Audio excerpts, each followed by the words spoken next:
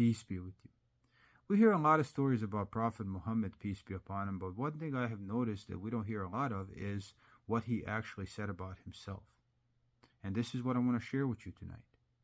Throughout the Quran, there are a lot of verses that start with the command say, and the Arabic word for this is kul, right? So God commands Prophet Muhammad, peace be upon him, to say something. So you can rest assured that this is exactly what he said. And these verses I want to share with you is what he said about himself. So the first verse is in the 7th chapter of the Quran, verse 188. And it says, Kul, say, I do not control any benefit or harm for my own soul except as God pleases. And had I known the unseen, I would have had much good, and no evil would have touched me. I am nothing but a warner and a giver of good news to people who believe.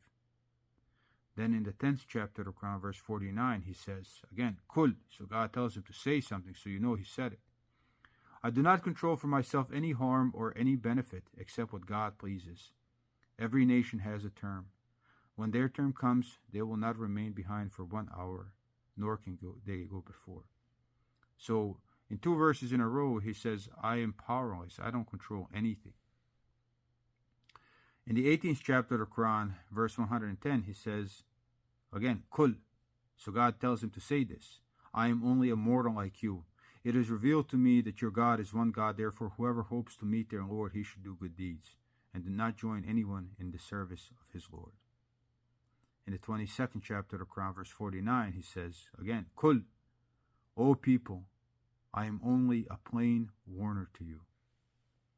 In the 46th chapter of the Quran, verse 9, again, Kul, say, I am not the first of the messengers, and I do not know that which will be done to me or with you. I do not follow anything except that which is revealed to me, and I am nothing but a plain warner. Do you see how many times he told people that he's just a plain warner, and he's just a mortal, and he has no control over anything?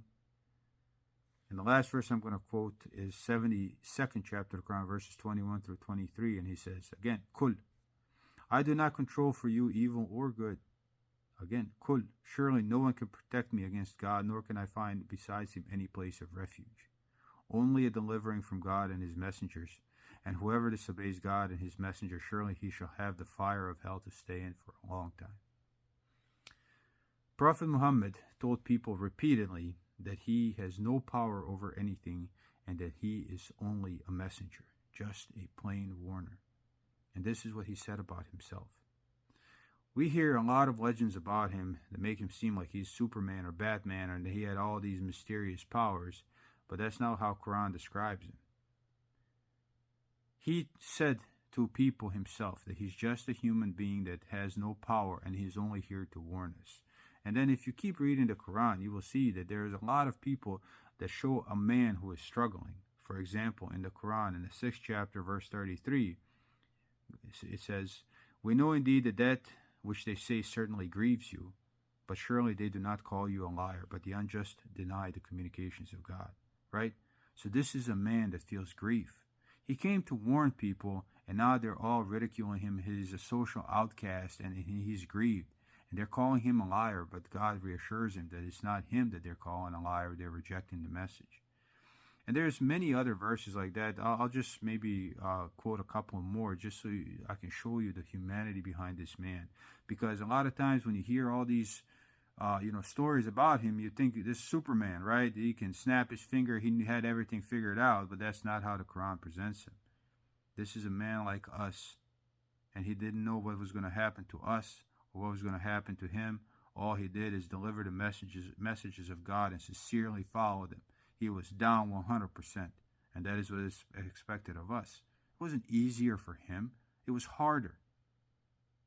And yet he still did it, and that is what makes him a man. Another example of, him, Quran showcasing his humanity can be, for example, found in the 33rd chapter of Quran, verse 37, where it's talking about his adopted son's wife, and basically God rebukes him and says, And you concealed in your soul what God would bring to light, and you feared people, and God had a greater right that you should fear him. So God is telling Prophet Muhammad, you were afraid of people more. Even when I told you to tell them something that you knew they weren't going to like, you were afraid of them, and you tried not to do that. but now you're going to do it. And Prophet Muhammad did it. But there's that thing that's what I want to highlight. Look, this is a human being who is struggling against other human beings. He is a part of a community that doesn't want to hear what he is saying, and he has to say it anyways because he knows it's the truth from God.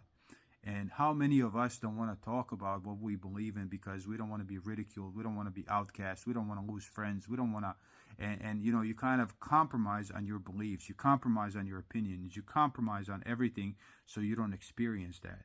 And we're not the only ones that experience it. Prophet Muhammad experienced it. Prophet Jesus, peace be upon him, experienced it. If you read the Bible in the Garden of Gethsemane, he prays, Father, if you can take this cup away from me, please take it, but let it not be as I want, but as you want, right? He's afraid of getting crucified. He doesn't want to die like that. But he says, you know better. Give me the strength to do what you want. And this is the reality of life. This is what we have to learn. Look, we may not always be perfect, and we may have inclinations to do the wrong thing because of social pressures or whatever. We want people to like us, but the lesson is always do the right thing. Because these people were human beings, even the prophets were human beings, and now, you know, they experienced the same things that we are experiencing. It wasn't easier for them, it was harder. We're told that they're human beings, and they did it, and now we're expected to do it.